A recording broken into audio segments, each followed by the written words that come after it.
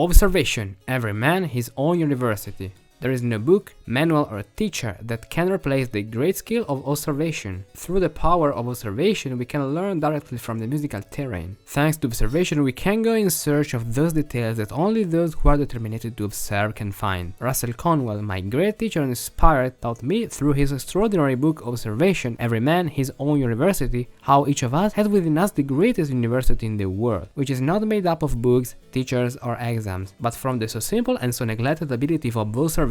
For this reason, following the example of Russell and in honor of him, for this video I want to share with you my musical observations and what we can learn from each composition. In this video, in fact, we analyze a composition, note the most significant aspects and break it down into details. Then you can download the PDF with the notes, analysis and indications from the link you find in the description of the related post on Patreon. Thanks to your small but very precious contribution, you can have access to exclusive content such as many PDFs and videos of Improvisation Elements. Also, you will have me create several videos like this for you, which are helpful for many musicians from all over the world, especially for those who are new to this magnificent art. So prepare your observation well and drive with me in this video to find out what we can learn from Pachelbel, ach Gott vom Himmel sei da rein. I hope that the pronunciation is correct. If you know German, if you are from Germany, tell me if the pronunciation is correct. Now, let's play our composition. This is a short prelude about this chorale, Ach Gott. And so let's play it and then let's analyze how Pachelbel composed this composition.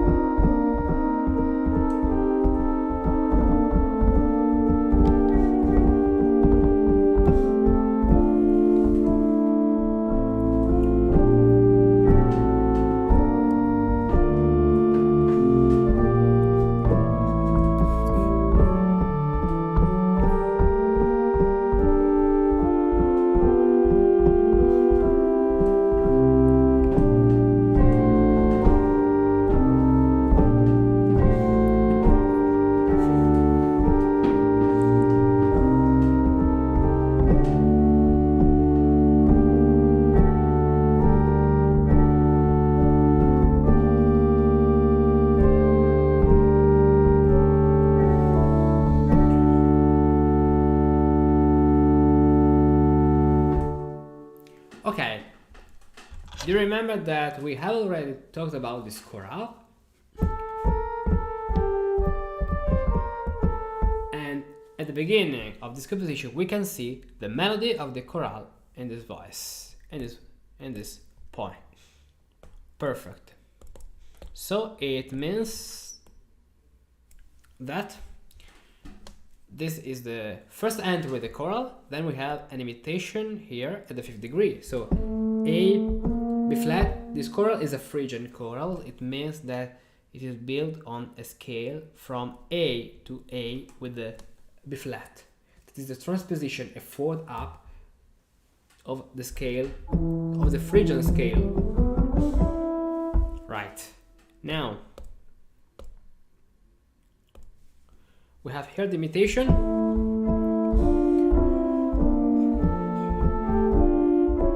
and also the, look carefully, the first phrase, and then the second one.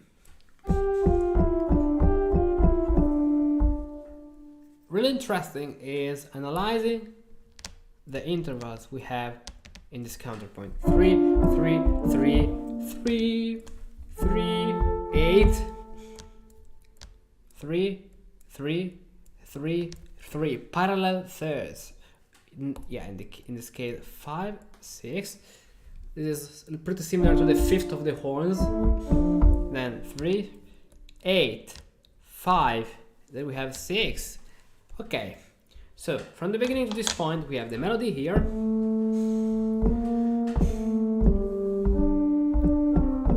Now imitation.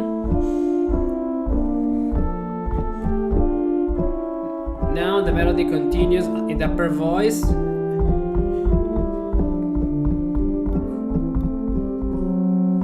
Okay, look, now we have in green minima and minima. Now below minima and minima, here we have a group of notes, and here a group of notes. This is a crossing of the two elements.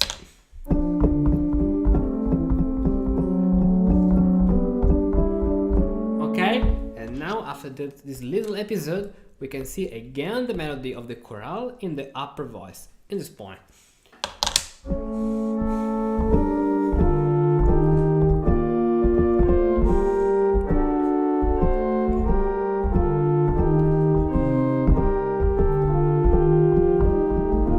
Perfect. So we have the melody in this point, the first phrase, and the second phrase. Yeah. We can see here the counterpoint, 3-5 chord, 3-5 chord, 3-5 chord. So we have all 3-5 chord. Here we have a 6 chord, then a sharp, 6 chord with a sharp, 3-5, 3-5, 3-5, all 3-5. Here 4, 3. Right, exactly. The entries are tenor, altus, and then cantus. Here we have another bar. Look at this interesting bar. We have this is similar in the value of the notes to this point. Then we have the upper voice that is similar to the upper previous voice. Now, let's continue from this episode. 9, 8, this is a suspension. 9 that at the place of 8 becomes 6 because the bass moves. Then we have another suspension, 4, 3. Then we have 5, 6 chord, then diminished 5, 3. This is a 6, so 6, 6 exactly. Then another passage, then 4, 3, and with the 3 we have the entry of the tenor in this point, the entry of the bassus, this point.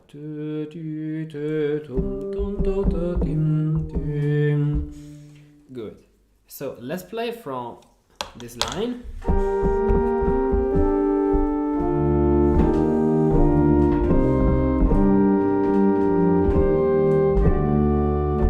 Good. Look how Pachelbel writes this C for avoiding parallel fifth, this two brutals parallel fifth. This is a schematage we can use too in our composition. So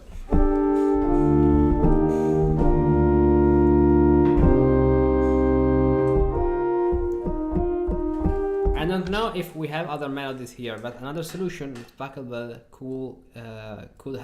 could use is this one, G and a tenor to the E.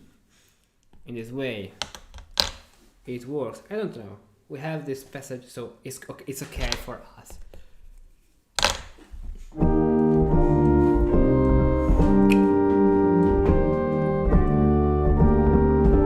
Okay, so now we have here a long sequence than the previous sequence we have in this composition. The sequence is 7, 6, 7, 6, 7, 6, 7, and then 6. So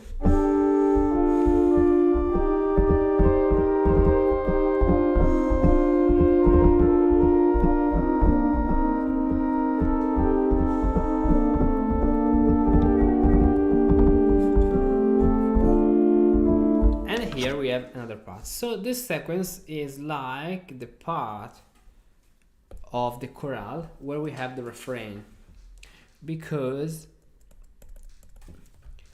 the chorale has a little refrain, a refrain at the end of the first phrase. The first two phrases, that is only the first phrase, the A section. And then we have again here the melody in the bass. Now let's find other melodies. Yeah. In the bass. Yeah, okay, perfect. So we have here the ending. Also in this point we have the entry of the melody below the 4/3 chord. So suspension 4/3, 4/3, then this one,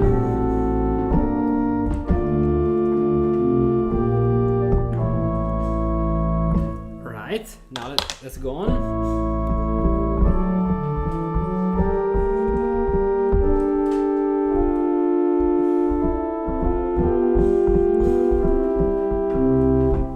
Now we have this little canon between the bass, tom pam pam pi di tin tin, and then the count, ton ti da ton ton din dan hu. So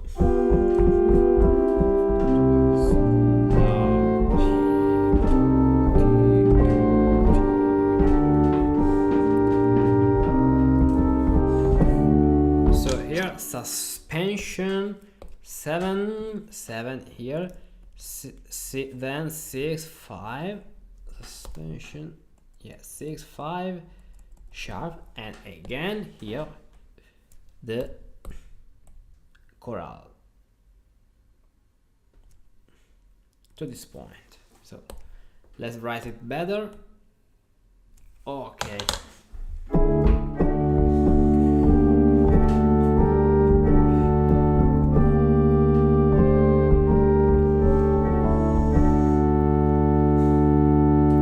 Also in this case, the ending of this chorale is on the 5th degree, because we have here the Phrygian property, not the Phrygian cadence, but the Phrygian property, and the last note is an A. So the Phrygian property.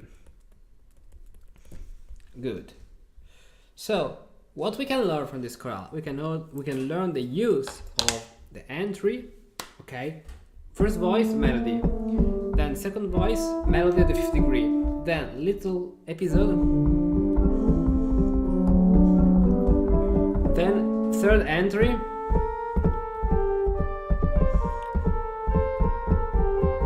another little episode, and then the entry of the bass.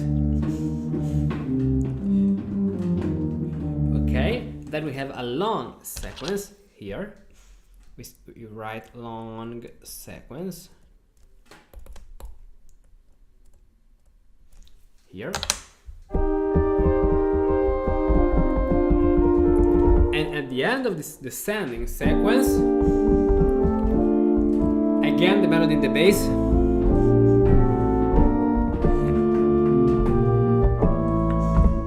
okay.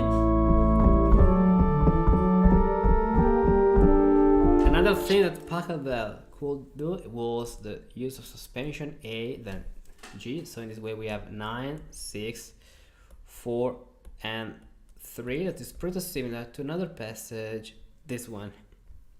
9, 6, 4, 3. Okay.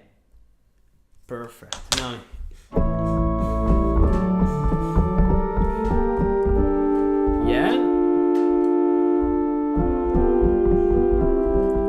another thing we can learn is the use of canons this way.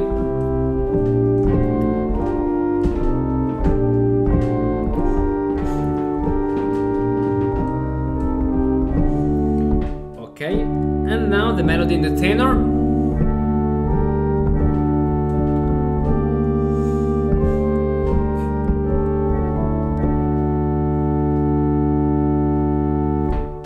And that's all about this chorale.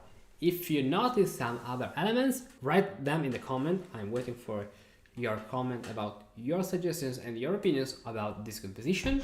With my work and my video, I want to make improvisation and composition and art accessible to all, because it's really important to know how the music we play has been composed. For that, discover all the exclusive premium content to master this art. Join my Patreon and start your journey. If you have been watching this video up to the end, I bet you too are fascinated by the world of partimenti, improvisation and historical composition. For us musicians of the 21st century, it's important and fundamental to know these techniques and the way in which the great masters of the past used them artfully to compose the extraordinary music we play today. If you master these patterns, you can better understand and interpret what you play. You can compose new music based on these patterns, and you can improvise new music from scratch because you know the grammar of this musical language. For that, I created Improvisation Elements, a set of several improvisation exercise videos, for each of which you can download a PDF to practice whenever you want. Improvisation Elements is an ambitious project and is reserved for those who support my work on Patreon. Every week I upload new Improvisation Elements videos on different topics, sequences, scales, cadences and more. All these videos are organized at the following page. So now subscribe a membership on Patreon, choose the exercise you want to practice and become an improviser.